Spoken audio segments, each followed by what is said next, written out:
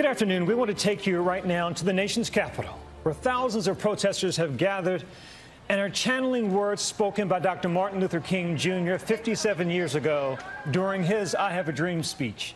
This afternoon on those same steps of the Lincoln Memorial during a summer that has seen protests against police violence and systematic racism across the country. We've heard speaker after speaker deliver a similar call to action more than a half century later. The 2020 March on Washington has been dubbed the Get Your Knee Off Our Necks March. Demonstrators will march from the Lincoln Memorial to the Martin Luther King Jr. Memorial.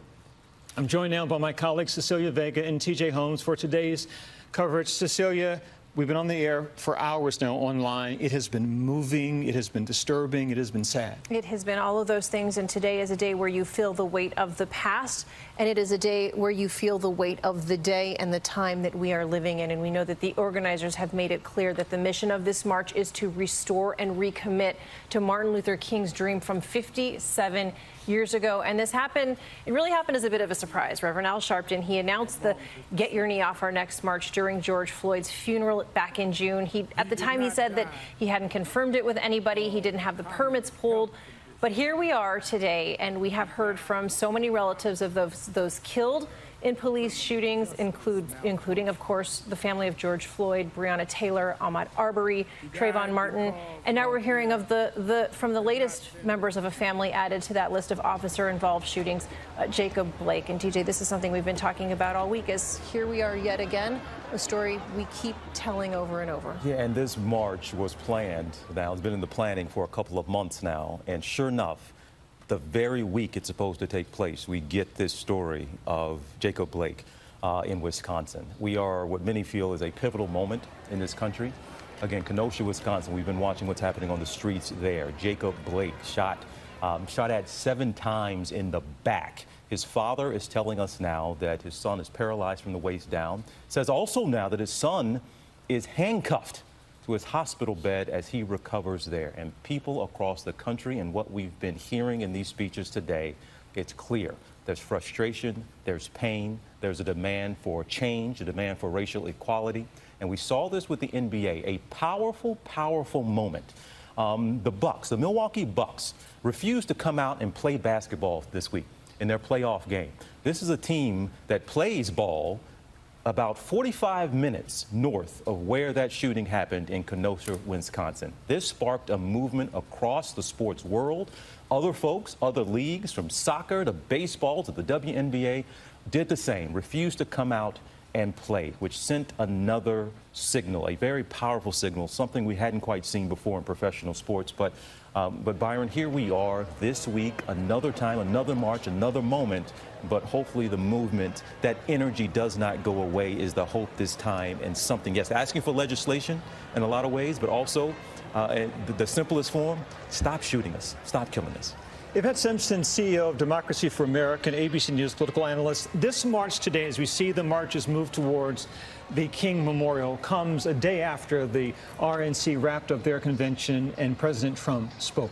You see D.C. in 2 different lights, right? You see a closed event, 1,500 to 2,000 people, no one's wearing masks, nobody's socially distancing.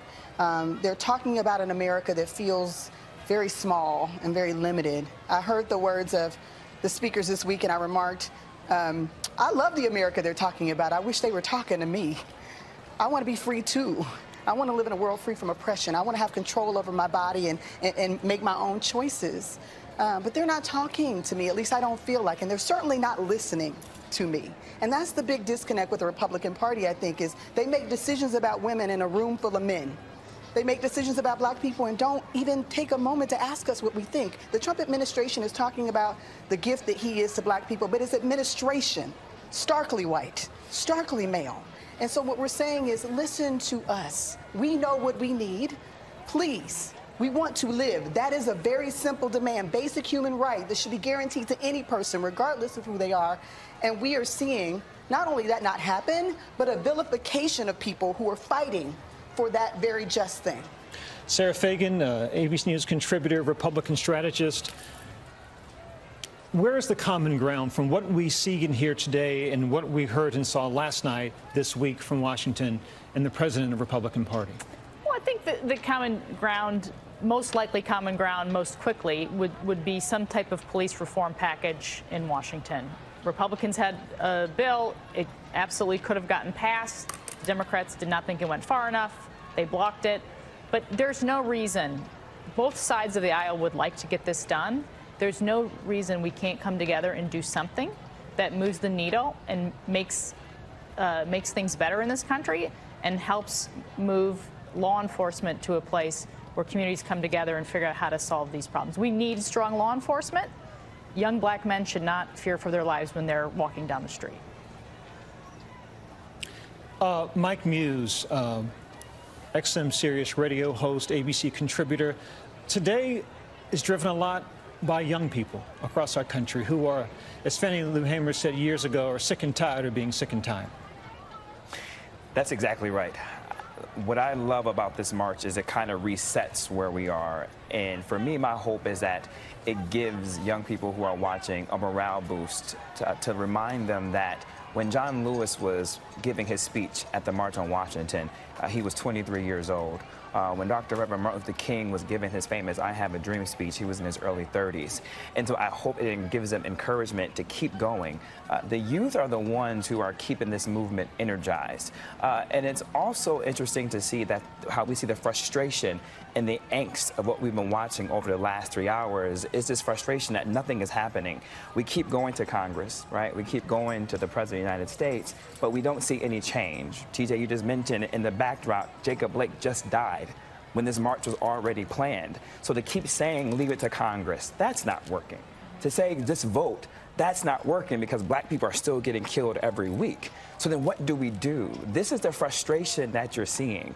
That energy on the street is frustration. When you see the frustration, maybe the looting and the anger, they don't know where to go, right? Where do you put this pent-up energy at, right? And so I think the youth are crying out, we want something immediate, and they're trying to figure out how and which way to do it. Let's go to the streets of Washington, D.C. One of the newest members of the ABC News family, correspondent Faith Abouve, is there. Faith, what's the mood there in this moment? Well, a lot of the marchers right now are getting ready to walk over to the Martin Luther King Jr. Memorial, which is about a half a mile away. They've been undeterred by this global pandemic. They came here from all across the country. They're still undeterred by the summer heat that we're feeling here in Washington today. This shows you just how serious this is for them. For a lot of them, the global pandemic is a threat to their lives, but so is police brutality. They are fighting the fight. They say that their fathers fought back in the 60s. Their mothers and even their grandparents fought back in the 60s. There's a real frustration here that they shouldn't be here. They shouldn't have to be fighting these same fights over and over and over again. But here we are, and they are. And so they've been listening to speeches echoing from the Lincoln Memorial all afternoon long. They heard from the Reverend Al Sharpton. They heard from family members of Jacob Blake, Ahmaud Arbery, Breonna Taylor, and a lot more grieving families who've also lost their loved ones at the hands of police brutality. And of course, organizers have also been expressing to them and urging a lot of these marchers to practice social distancing while you're here. However, there are an estimated 70,000 people here, and that's a little hard to do. But we've seen people try to do that, stay on the periphery, stay with the groups they came with. But what we do notice is that a majority of people here have their masks on. And so they've had these masks on all day, trying as much as possible to pay attention to the global pandemic that we're dealing with right now. But as far as the march goes, again, the theme today is get your knee off our necks. Of course, a direct reference to the George Floyd death and also the continued and broader fight against police brutality. And as they get ready to march over about a half a mile to the Martin Luther King Jr. Memorial, they will head over there and honor his legacy and his contributions to this fight. But the fight is not yet over. We heard from Yolanda King, the granddaughter of Dr. King, earlier today in an impassioned speech calling for all of this to end. Enough is enough, and saying that she wants in her lifetime to see the things her father, her grandfather dreamed of to come to fruition, and that these marches wouldn't be necessary. So that is the platform here today, and a lot of people emotional. It's personal for them. It's life or death, and they've risked a lot just to be here today in order to participate in this. Faith Abouve, thank you so much. Pierre Thomas, our Chief Justice Correspondent. Pierre, in 1963, the march was about civil rights and jobs. Today, it seems singularly focused on policing in America. Byron, you're absolutely right. I was thinking today as we watched those families of those who had lost their lives, of how emotional they were and how eloquent they were in speaking out for those who can no longer speak for themselves. One of the things that strikes me about today also, Byron, is in the 60s, we had those signs. I am a man. Simple signs, crying out for human dignity. And now, 57 years later, we're seeing the signs that Black Lives Matter. And one of the songs that was sang today, one of the lyrics said simply, we want to live. At essence, what we're seeing today is a quest for human dignity. And at the end of the day, as we've seen my colleagues who have experienced some of the same things that I have, they've talked about the notion that when we encounter police, particularly white police officers, the heart beats a little faster because we don't know whether we can expect to be treated in the same way that our white counterparts are. At essence, that's what this is about. And those crowds today are crying out for change. And the one thing they emphasize today, Byron, is vote. That seems to be the one thing that they think that people can do to perhaps change the situation.